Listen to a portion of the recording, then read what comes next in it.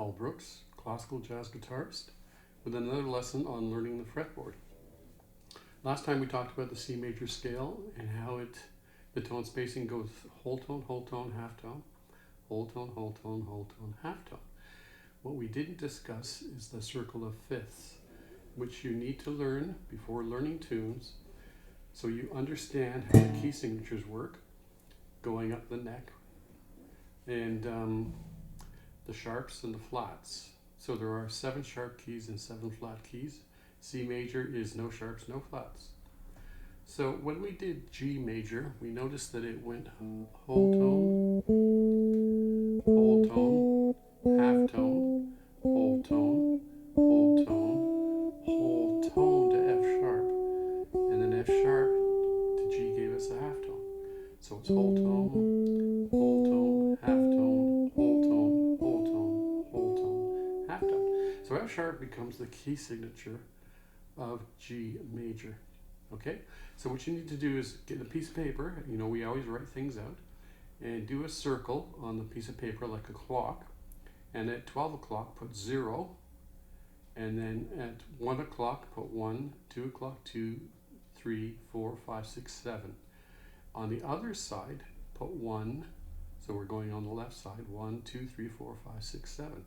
The right side is the sharps and the left side is the flats. So at 1 o'clock put G for G major, and that's 1 sharp. It stands for 1 sharp, F sharp.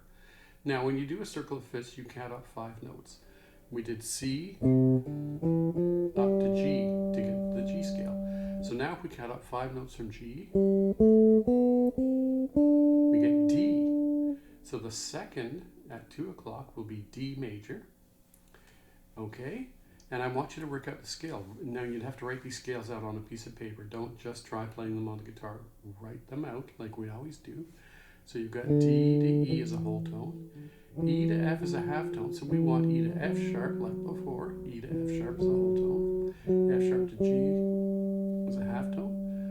G to A is a whole tone. A to B is a whole tone. B to C sharp is a whole tone. And C sharp to D. So we had to sharpen the C. Here's C, and when you sharpen it, you raise it a fret. So B to C sharp becomes a whole tone. C sharp to D is a half tone. Okay? So the scale of D major has 2 sharps, F sharp and C sharp. You put the F sharp on the top line, the C sharp goes on the third space to the right of the F sharp. So when you do a key signature, it always moves to the right. So you can work out the next scale would be D, E, F sharp, G, A. You count up 5 notes. Okay, let's do the other side, the flats. So on the left side of the clock, we're going to count down 5 from C. 1, 2, 3, 4, 5. We come to F. So the first flat scale is F major.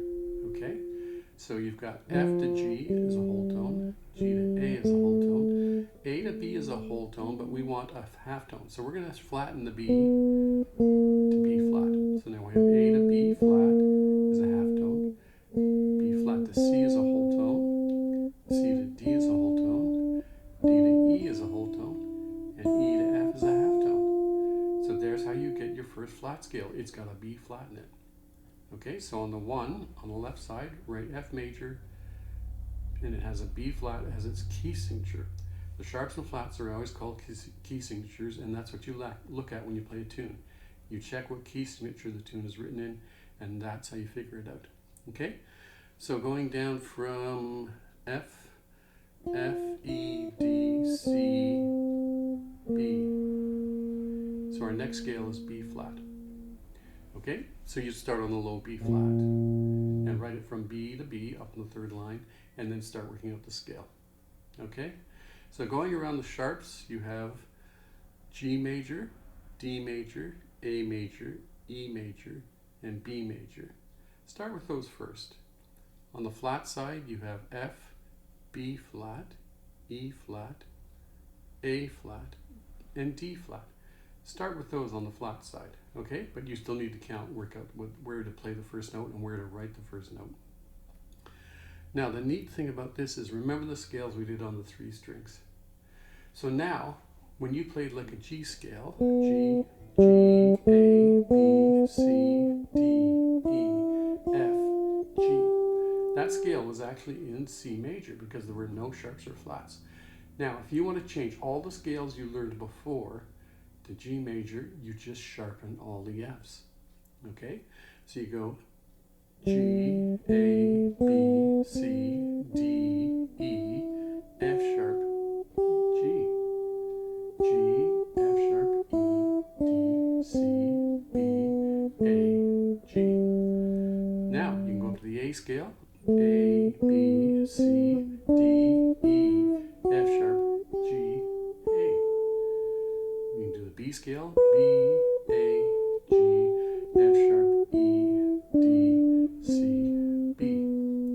The C scale. C, D, E, F sharp, G, A, B, C, D. D, C, B, A, G, F sharp, E, D, and the E scale. E, F sharp, G, A, B, C, D, E. And you notice I'm still naming the notes. When do you stop naming the notes? When you really feel you've learned the note under the finger. Okay? I don't name the notes anymore because my head does it. I've done it so many times that I just naturally name the note. So when I'm improvising, like playing that tune, I am actually naming every note I'm playing in my head. Every single note. E, E flat, F, G, F, E, D, E flat, D, D flat, E flat, D flat, C. I'm naming every note in my head. So that's how you do it. You learn all the notes. So what if you want to play an F? So it's G, A, B flat, C, D, E, F, G. To play in the key of F major, remember the key signature was B flat. You change all the B's to a B flat. Then you can play all the F scales up the neck and down the neck so long as you make the B flat. So this is how you learn to change key going up and down the neck. And if you follow the lessons all the way through on the 6 strings, you can play the scales on the 3rd string, changing the notes on the 4th string, the 5th string, and the 6th string, and then go right across the strings. So this is a really great exercise for learning how to change into different keys before we learn to play a tune. Where you really learn to read is when you play tunes. When you take a fake book and pick a tune and learn it. You memorize the melody first, and then you learn the chords. We're going to cover chords in a later lesson. I'm going to show you how to do the jazz chords, my favorite voicings for jazz chords. It's like taking a C chord, remember C, E, G, C, and then you drop the C to a B, and that gives you a major 7, and then you add a B flat, and that gives you what's called a dominant 7th. We're just taking the tonic to a major 7th down to a flat 7. Beautiful. So we'll cover this. We'll cover the chords in the next lesson. So I hope you enjoyed that. If you liked the video, please put a like on it. I've got some great comments on these videos, how easy this is and what an amazing system for learning the neck. So keep it up. See you in the next video. Please hit the notification button.